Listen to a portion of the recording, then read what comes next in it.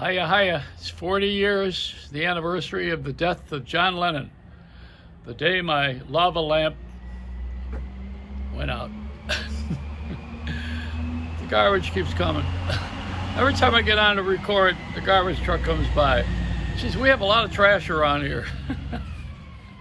Yeah, why not? We're on Facebook and YouTube. Speaking of trash, TikTok. Why do I not have all the hits that all these other guys have with their ridiculous things? I mean, I should be world famous for saying that if you want to have effective distribution of the virus vaccinations, you ought to let all of the drug dealers out of jail. They're the best distributors in history, and they have experience. Now, you would think they would take that and they would run with it and put it on all of the various platforms and say, oh yeah, that guy, he said something that nobody thought of, or it was funny, or I was thinking of something, and this matches what I want to say, and you know. But instead, we're watching so much garbage. My truck went by too, Nobody gives us a shot. You know why? Well, they give us a shot. We don't want that kind. We want a little bit of mirth control, not gun control. So what happens is, see, we are in a quandrum right now. First of all, the world's upside down with this pandemic anyway. All our thinking is in our ass, and it's just that way. Even rich people don't have it easy because they can't spend their money anywhere except if they buy a yacht in a country. Maybe they'll buy a country, and then someone will visit them and they'll catch the virus. Like one guy did that, in Austin, Texas. He was a smart ass. He figured, okay, I'm going to go to my wedding. I'm going to hire my own private plane. And he was the mayor of Austin, Texas, and go to Mexico. We'll have it in Mexico. So what happened? He caught the virus. You can't escape something that is inevitable. A lot of this is your immune system. I've been immune to a lot of things. Well, first of all, I could take a punch. I've been doing the Bikram yoga, as you probably know if you follow my adventures, for about 28 years, and that's an hour and a half in a hot room. Not so much now because we don't gather. But the fact of the matter is that I have that built up it's built up my immune system. And I don't smoke, I don't drink, and I don't gamble. So, those would be good things, right? That's a good start. That's why I'm not allowed in Vegas. They don't want my tired butt there. I don't even go to a cat house. They don't need me in Vegas. Even the Consumer Electronics Show has been canceled this year. It's gone viral. My whole life has gone viral. Everybody's is. I don't like having a relationship with my grandchildren on Zoom because it's not enough. I can't reach out there and smack them. And you can't sneak them any candy either as a grandfather, which you would do, or reward them when the mother and father aren't looking.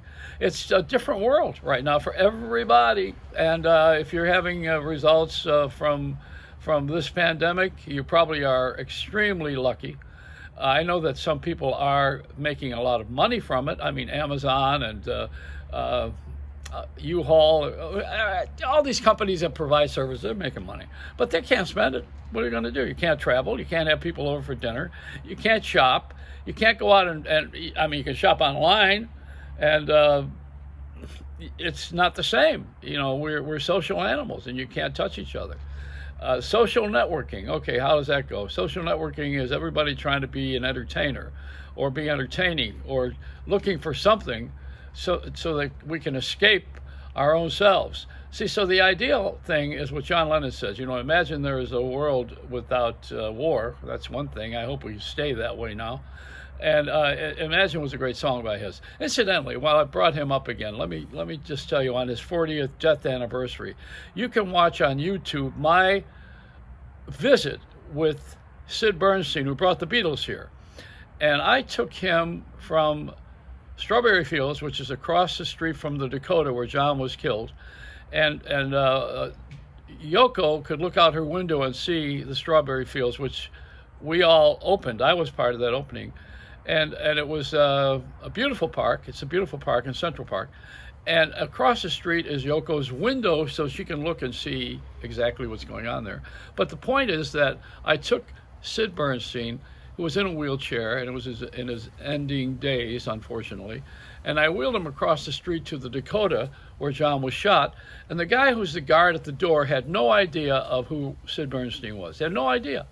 He very rarely, barely knew about John Lennon being shot in the front of the gate there, because that's probably an obvious thing with tourists coming by.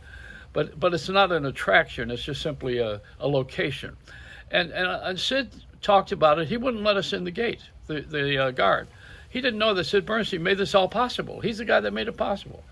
And in the earlier years, too, I lived in Buffalo, but I'd come to New York and stay at the Dakota when Bob Crew, who produced the Four Seasons, my good friend, he lived there. A lot of famous people lived in that place, but that's beside the point. John Lennon was a wonderful inspiration. Yoko's still with us. Sean Lennon's good. He had a couple of children, and I think for the most part, the Beatles are never forgotten. And Paul McCartney's still there, having hit records. Can you imagine? And Ringo Starr is on my birth date, same birth date. And I had at 20th Century Fox, when I was there, one of my secretarial people, because I had a department as creative director. One of them was, I think Ringo Starr got engaged to her.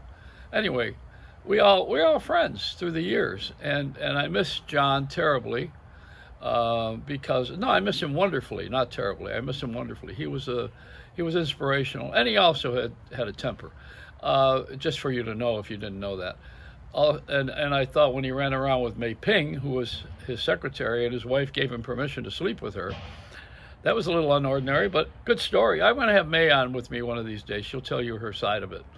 She traveled to L.A. with him, and he became another recording phenom in L.A. alone as John Lennon on his own record label, Apple Records, what it was called.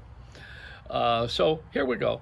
It's another adventure, and I think that when we get over this virus here and everybody gets a shot and we all get going, we can realize that we've made some advancements in culture with women having vice presidency and other better jobs that they want, things that they want to do for equal pay. And I think you'll see we've made some advancements with the black community, having moved into a place where there's some opportunity and money. And I think the next thing to work on is age. So here I am. We're the thing that you need to take care of, because we're living a lot longer than you thought. And we're very, I'm going to tell you, I have something that you can't get without living this long. It's a Reynolds wrap.